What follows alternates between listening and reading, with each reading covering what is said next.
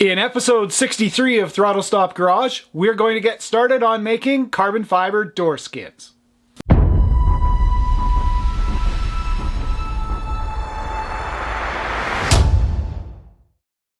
Well, you didn't think I was going to end the project and not do the carbon fiber doors, did you? Anyway, I always said that I wasn't going to do it because I didn't really consider it to be all that safe.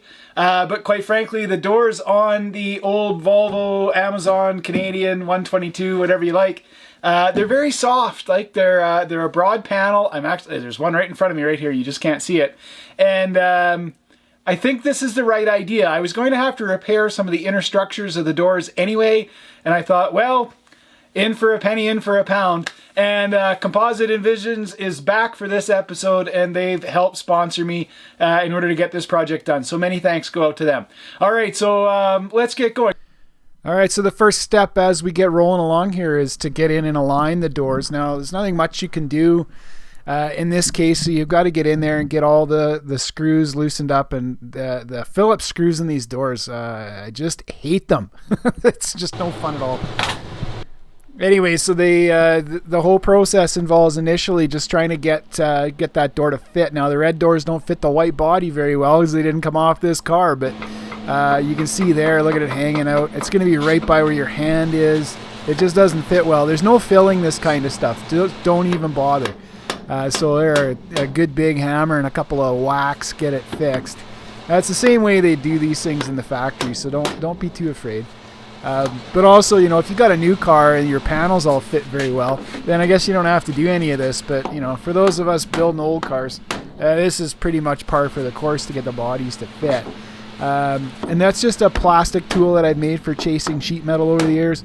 And I'm not hitting that with any degree of love, right? I mean, that's getting a good hard whack to get it in there. You don't have to worry too much about these doubled over areas. I'm not hurting the panel. It's not leaving dents. There's no problem doing this kind of, it seems savage, but it is the only method that works. Okay, now we're going to chase up and down that seam. I don't want to have to pick what would you do? You'd have to pick the quarter panel spot welds off and then move the quarter panel around to fit. And I know at the end of the day, the carbon fiber panel that I'm going to be making is not going to move. So it's times like this, like to get that door top A-frame to fit. Now remember that frame is about 50 mil thick. So I cut most of the hits, right? But a lot of them were kind of soft at the start, and then I just walloped it a couple of times really good and got it to shift back into the place where I wanted it to sit on this car body. So all of this stuff's got to line up real nice. I got to check this door and recheck the doors and make sure I'm happy with all of the fitment all the way along, because there is no fixing it later. Like once that carbon panel is made, you're not going to have the opportunity to move it around. Too much.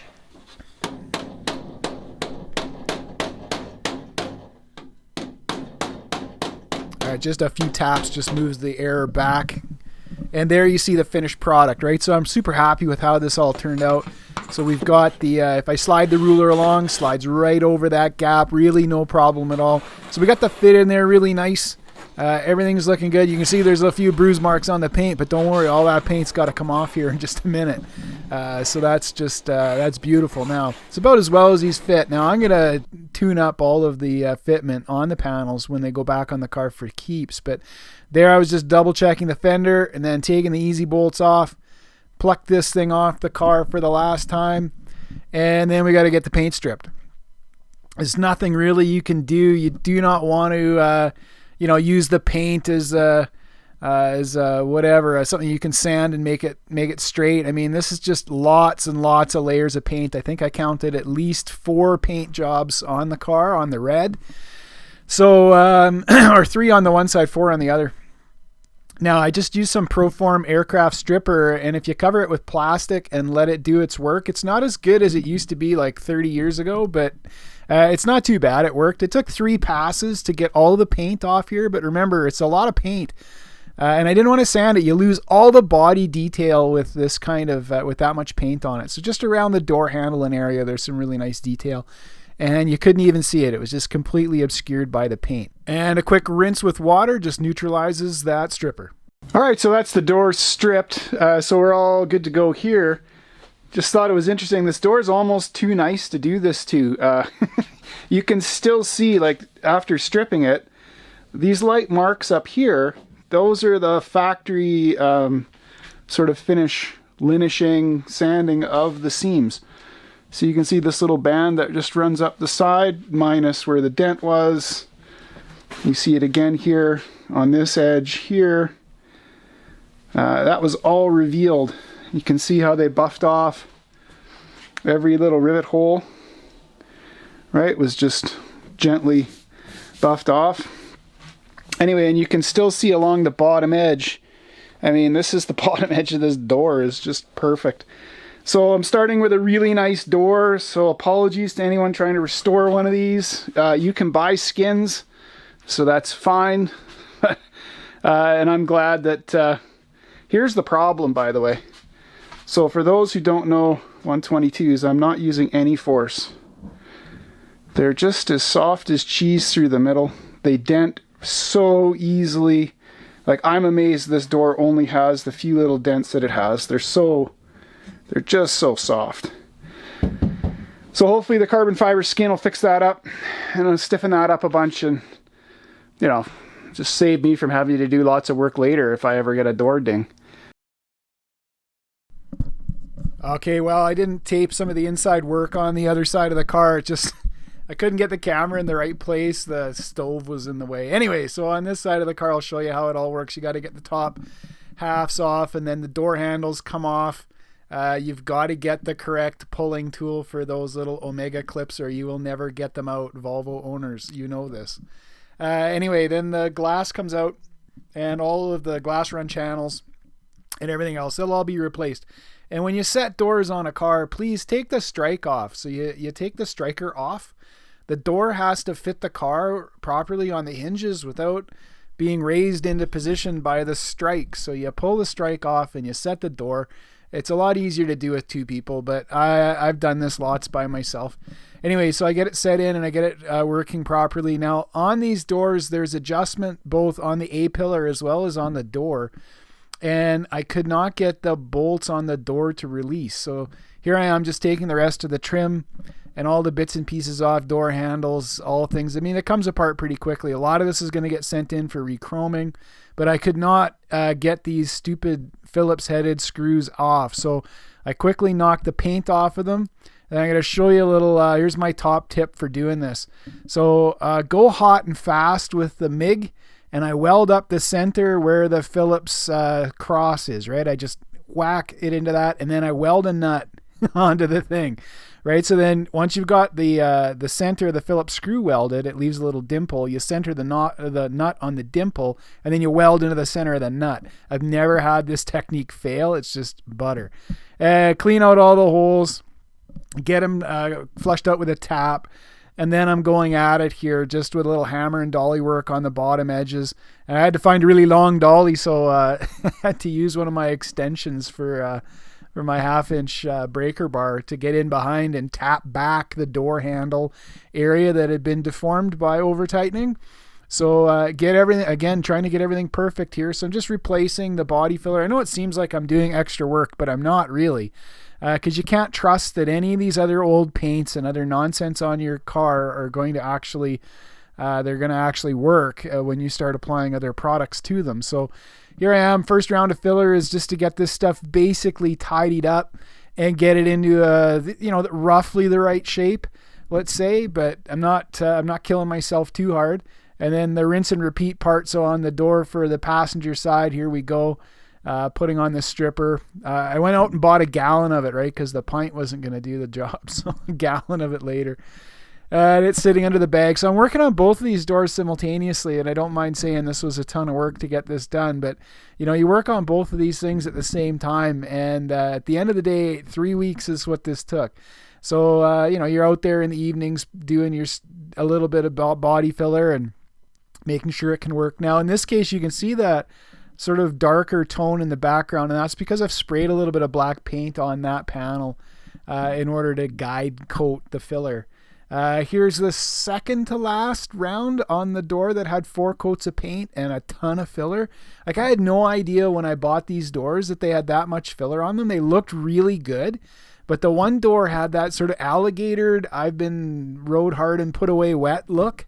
And I bought the door anyway, and then I think it was the 4th round of stripper is when I finally found the giant holes that were in this door. And this is from back in the day when we didn't have fancy spot welds to pull these things in. People used to drill holes in door panels and other parts of your car and put a slide hammer on it, pull dents kind of out, and then they just put body filler straight over top of it, and it would almost always pop off. Now, this body filler had never popped off, but it sure wasn't pretty. So at this point, again, water to neutralize the whole thing. I've pretty much got it as far as I can get it. I got the rest of it with one of those purple 3M strip discs. Give it a quick sand with some 80 grit on my dual action. And then I had to clean out the filler that was trapped in those deep holes with a torch. Now, I've got a stud welder. I've had the stud welder for a decade. If you're at home and you're interested in this kind of bodywork stuff, these are like $300 on Amazon to buy one of these things. Or, I mean, I bought one at my local body shop store. Support your local folks here, guys. And you just weld the stud on and you just pull it. And this stuff works great. Like, I pulled probably a 1/4 inch out of these doors, and I know you don't have to cut them with the grinder, but I was in a rush, so they just lop the nails off. Some people are even so cheap that they reuse the nails. Unbelievable. Anyway. And then you can pretty effectively pull them off. Like, these are high quality tools and you're not drilling holes and things. I mean, you are going to melt whatever paint's in behind the thing, so don't fool yourself. It's not perfect. But I managed to get this door pretty much, like, I don't think there's more than a 1/16 of an inch of filler on the whole thing. Took 4 sets of pulls to get that out. Probably, 40 or 50 of the little whatever pins that you spot weld on. And then away we go. Now, I ran out of body filler. So what I'm doing here, by the way, is these are doors. I'm making molds out of them. So I'm using up all the old filler that's in my cabinet. I don't care what brand it is. It doesn't matter. It's going on the door, and it's got to be there long enough in order to make a mold out of it. And then I'm throwing it out. So I used at least 4 different products on this door. So there I am spraying a little bit of the guide coat on. And I use guide coat quite a lot when I do body work, even at the filler stage, because it helps me with this kind of stuff. Right through the middle there, you can see I've got a little low, and I'm going to be able to fill that up pretty easily. So weeks of sanding, I'm only out there for evenings and weekends to get this done. And it is cold in the garage, so you do what you can do. Anyway, you get it all sanded out, just sanding and sanding. I mean, the amount of dust I swept off the floor was epic. But away you go. Anyway, so just about down to the final run, you can always tell I've got a 24-inch long block. So that's 60 centimeter block that I'm blocking here. And these, I want them to be arrow straight. Like, they have to be perfect. So in this case, I will actually check some spots with a flashlight just to make sure I'm not fooling myself. And then I'm going to hammer on a little bit of urethane high build primer. So it doesn't go far, the high build primer, but it does do the job of filling the small imperfections on the panel, the what that's left over. So I'll do the final guide coat on this, and then which I've just done, and then I start sanding and find where the mistakes are. Now, the hard part about these doors generally is, remember when I pushed on them and they were so mobile, they're so soft? It makes sanding them really difficult because you can't push on the sandpaper. So even with 40 grit, I was struggling to get these sanded. It was way more effort than it normally would be. And you can't use power tools on them because they just flex. Like, the whole door will flex underneath your hands, rendering a not so straight panel. So that's not going to work either. Okay, so just about finished up with the details here on the doors. Then we quickly going to hammer one more coat of primer on everything once we get it all sanded up, and everything will be done. So that's so this is that final door. This is the door that needed all the repair, and I kept finding errors on it. Like, you think it was perfect, but it's hard to feel and find these things. You know, so there you go. Found a little error on it. Check it again with the light. Yeah, there really is an error there, so I'm not going to be able to sand it out. So you have to fill it, and then you're going to prime it again, which is what I'm doing here. So prime it again. You can see the fog, right? I had the error turned up. I had like 2.5 bar. Sorry about that. And then I just shot a little bit of sort of B-roll footage of me sanding. I mean, this is the whole thing, right? Like, what am I going to show you? Well, if you're preparing panels to make carbon fiber parts, it's going to take forever. We can get that sanded down. So even here, you can see I can't push. I can't really push on this board. I can just so gently rub it across in order to get this. And it probably took twice the amount of time, just because the body, the way it's made, makes it difficult to do the body work on it.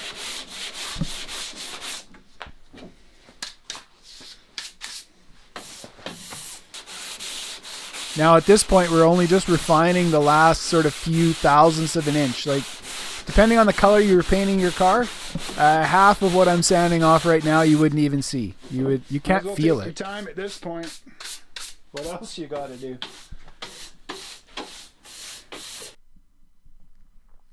Okay, final coat of primer goes on, and that's when you think you're done. So you blast one more coat of the high build on, and you go over it one more time. And when I did this, of course, as soon as I started blocking the passenger side door again, that's when I found it. Another error. Again, I've already been on this for how long? Like probably a week and a half, and never quit. So I wouldn't consider it to be done. At that point, you're always going to have that imperfection. Well, do you want to fix it in the carbon fiber, or you want to fix it now? Fix it before you make the mold. Even though it takes extra time, you're tired, you don't want to do it, and you're sick of looking at it, you're going to have to sand it, and you got to make it perfect. So one last round of blocking and one last coat of primer, and we get the whole thing finished up.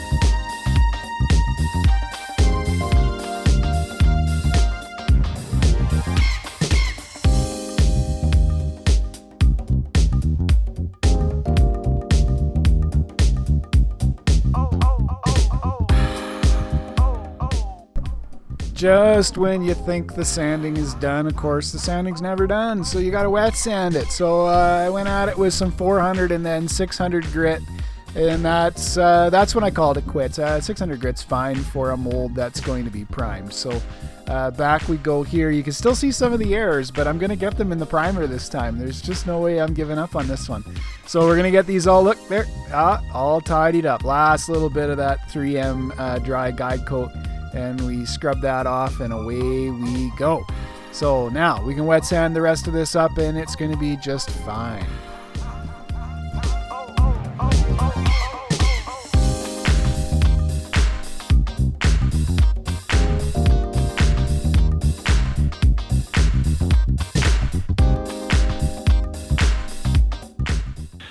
All right, that's a wrap, everyone, for this video. Thank you for joining us on episode number 63. So when we come back in episode 64, we'll have a look at how we develop the molds from the doors that are now finished. So I did get a few little burn throughs on the primer, but you know, if it was a regular circumstance, we'd go back, reprime those areas and touch them up and finish it off. In the meantime, they're absolutely glass smooth. They're beautiful. And we're ready to go to make these carbon fiber door molds. In case you're wondering about the time, this was about 3 weeks worth of work again. So it's several weeks for me to get this work done. There's just epic piles of sanding and nonsense that I'm leaving on the cutting room floor, as well as leaving on my garage floor, by the way. So don't worry, the video production is a little bit slow right now. But it's just because the work that I'm doing, it needs a ton of time to do properly. If you're interested in making your own molds to make carbon fiber parts, don't underestimate the kind of time that it's actually going to take to get done. It's not a little bit of time to do this. The doors have to be perfect or don't even start. All the, like before you lay it up, everything has to be exactly the way it is. So you do the bodywork kind of somewhat out of sequence, right? So the molds have to be perfect to produce a perfect part. There's just no other way to do it. All right, so the time is what the time is in order to get them done. Thanks for tuning in. Like and subscribe. Ring the bell if you could, so you get notifications when new videos come out. Tell a friend, and we'll catch you on the next episode.